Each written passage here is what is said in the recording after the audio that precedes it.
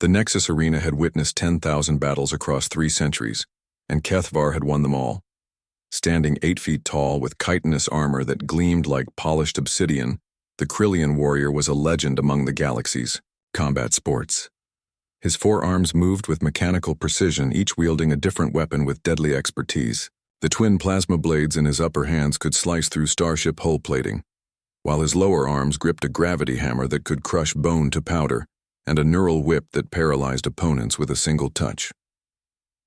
Ambassador HFY observed from the diplomatic box, her serpentine form coiled in what passed for comfort among her species. The Galactic Council had arranged this exhibition as part of the trade negotiations with the newly discovered human civilization. It was meant to be a demonstration of galactic might, a gentle reminder of what humanity faced should they prove uncooperative.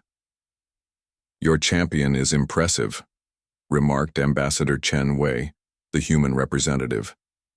The small, seemingly fragile biped appeared utterly calm despite the carnage below. Kethvar had just finished dismembering a Thoraxian warbeast, much to the crowd's delight. "Kethvar has never known defeat," HFY replied with barely concealed pride.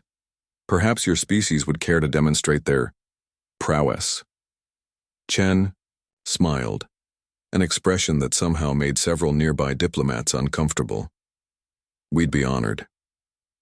That's how Marcus Rodriguez found himself standing in the arena's preparation chamber an hour later, checking the straps on his standard issue combat vest. The human Marine sergeant looked almost comically small compared to the weapons and armor designed for larger alien species. "Are you certain about this, Sergeant?" Chen's voice crackled through the comm. "The medical teams aren't equipped for human physiology." Marcus stretched his shoulders and rolled his neck, joints popping audibly. "Sir, with respect, I've been in worse spots than this." The arena floor was littered with the remains of Kethvar's previous opponents. The Krillian stood motionless in the center, his 4 eyes fixed on the human entrance. The crowd of thousands fell silent as Marcus emerged, carrying nothing but a simple metal rod and what appeared to be a primitive projectile weapon. "What is that creature doing?" hissed a Vorthan diplomat. "Where is its armor? Its plasma weapons?" HFY's confidence wavered slightly. Either the humans were supremely arrogant or they knew something the rest of the galaxy did not. The arena announcer's voice boomed across the stadium.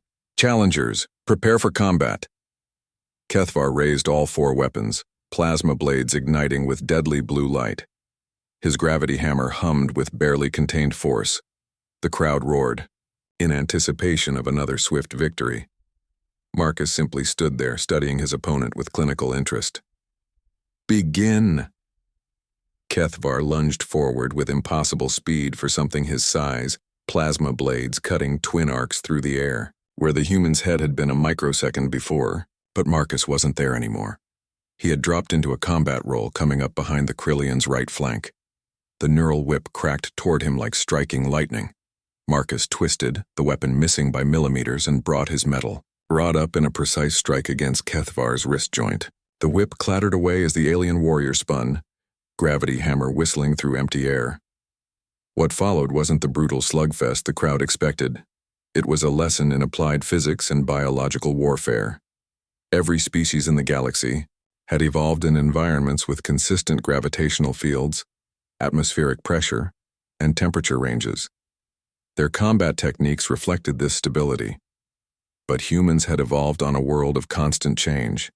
Varying weather, shifting, terrain, unpredictable challenges. Marcus moved like water, never where Kethvar expected him to be. When the Krillian's superior reach should have been decisive, the human was inside his guard. When brute force should have ended the fight, Marcus redirected that force against itself. The turning point came when Kethvar, frustrated by his inability to land a solid blow, attempted to pin the human with his full weight. Marcus didn't try to resist the charge.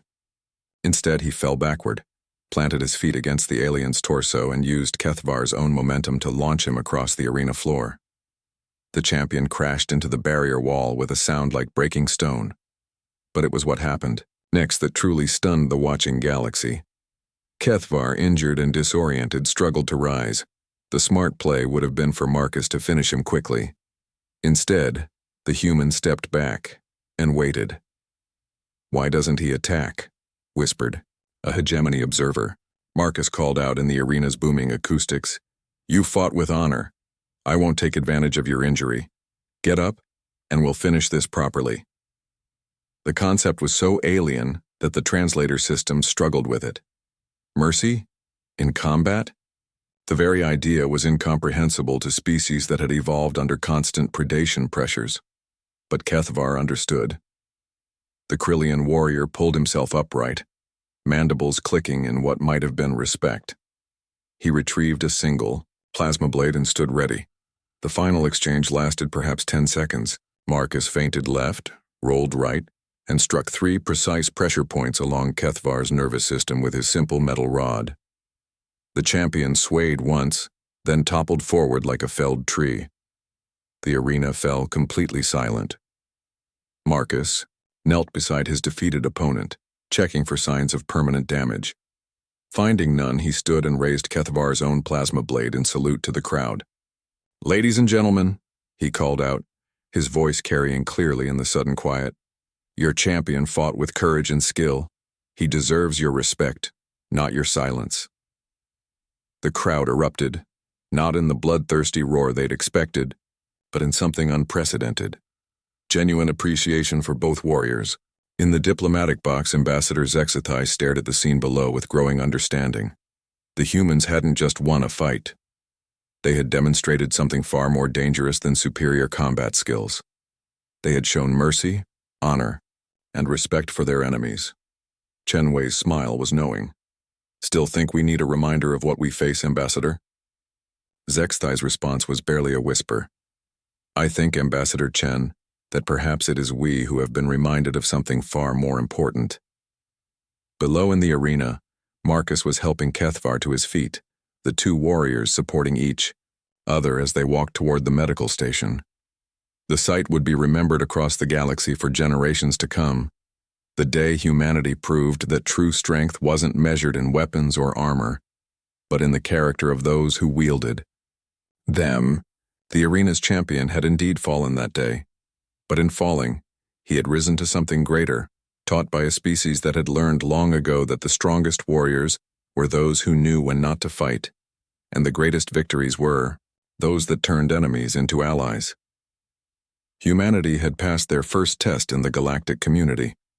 But more importantly, they had taught the galaxy something it had forgotten in its long march toward technological supremacy, that the measure of a civilization wasn't in its capacity for destruction, but in its choice to show restraint.